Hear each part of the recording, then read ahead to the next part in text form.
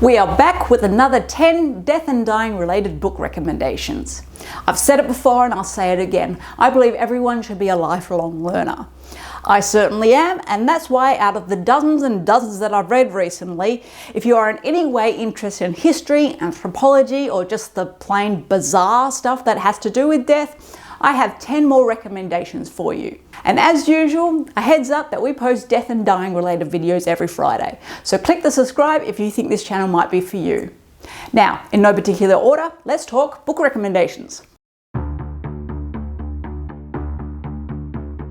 Basic, practical, good death. So not everyone is an avid reader. Not everyone wants a chunky, wordy, takes you forever to read kind of book. Especially if you're in a bit of a time limit, shall we say. The Best Death, How to Die Well by Sarah Winch is for those who are being diagnosed with a terminal illness or their loved ones, and it takes you through all the practical steps you need to have as good of a death as possible. She uses her experience of her husband dying from cancer as a way to take you through the process. It's written in bite-sized chunks, so it's great for any level reader, and its info is based on Australian options. Published in 2017, all proceeds from the direct sale of the book are donated to Health Ethics Australia. And I got mine direct from the University of Queensland publisher. Medical, Aging, End of Life. Now I'm pretty sure I've mentioned this book in our over-medicalisation of death video, and no doubt you would have seen it in bookstores. It's called Being Mortal: Illness, Medicine and What Matters in the End. If you have aging parents, please give this a read. It will give you such a good understanding of what it's like to be elderly in today's world and help you plan for those years when they will require help. Hell, I think this book should be on the school curriculum reading list, to be quite honest with you. It is not a basic read, but it is an easy read that will take you a bit of time to digest. It was published in 2015 and I got mine from a local bookstore. Basic religion perspective.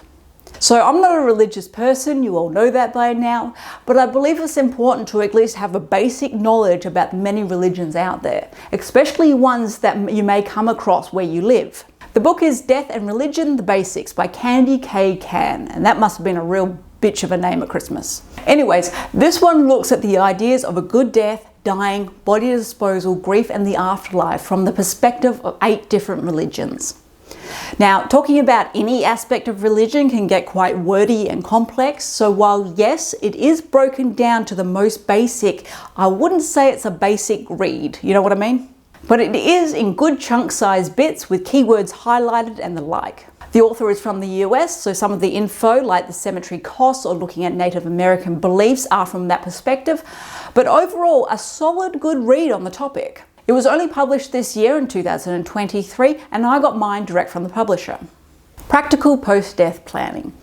Now I forgot about this one in our last video because I keep it in my filing cabinet with my will and all my legal stuff, not in the bookcase with all the other books. It's called the bottom drawer book, The After Death Action Plan by Lisa Herbet. So this is a workbook rather than a book, but it's my list, so it counts. So the idea is that you take your time and fill out your wishes for organ donation, who needs to be told about your death, what you want for a funeral, do you want to be buried or not, the list goes on and on.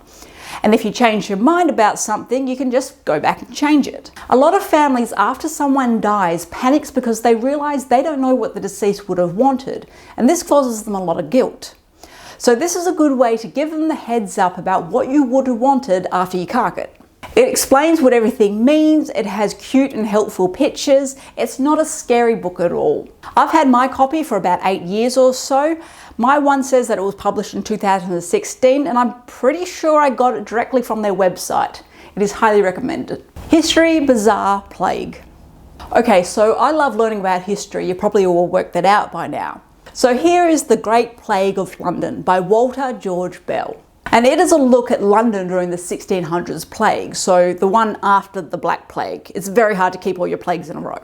Now it was first published in 1924, again in 1951, and the version I have was published in 2001. And I have to say, you can definitely tell it was written by someone in the 1920s. It just has that slightly different writing style, which you may or may not pick up. I wouldn't recommend it for a novice reader. There is a lot of big chunks that are quotes from books from back in the 16 and 1700s, which can make for a very difficult read if you're not used to it. Nevertheless, if you are big into social anthropology, this is a brilliant read, and I got mine from a secondhand bookstore.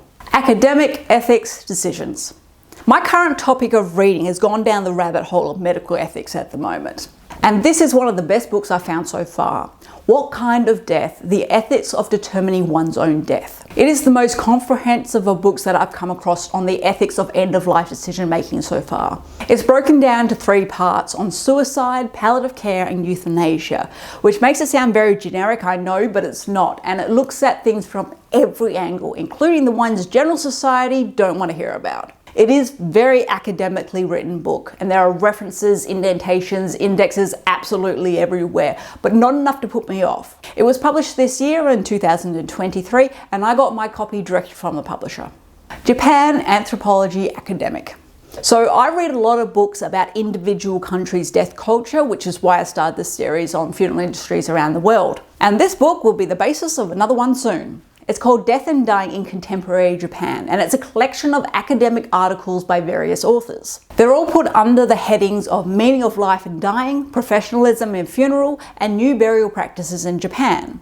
While I found it very interesting, not gonna lie, the particular style of academic writing used by a lot of the authors in this book does start to get on your nerves after a while, but it's still worth a read. It was published in 2014, and I got my copy direct from the publisher. History, Bizarre Cannibalism. This one is called Eat Thy Neighbour, A History of Cannibalism, and I don't keep the cover on it because it freaks me the hell out. Nevertheless, it is an interesting read, though I think the word history in the title is a tad misleading. It does look into the long ago history of it and the types, but most of it looks into case studies, and many of those case studies are already known. Jeffrey Dahmer, the Sawney family, Albert Fish and the like. But what I like about this book is it doesn't look at these cases from a true crime perspective, but specifically at the roles cannibalism played in their life, which is a nice change of pace if you're someone like me and you read or watch a lot of true crime content. There is a lot of book here to read, but it is very smoothly written, which makes reading it rather pleasant as opposed to the academic writing we mentioned earlier. It was published in 2006, and I got mine from a secondhand bookstore.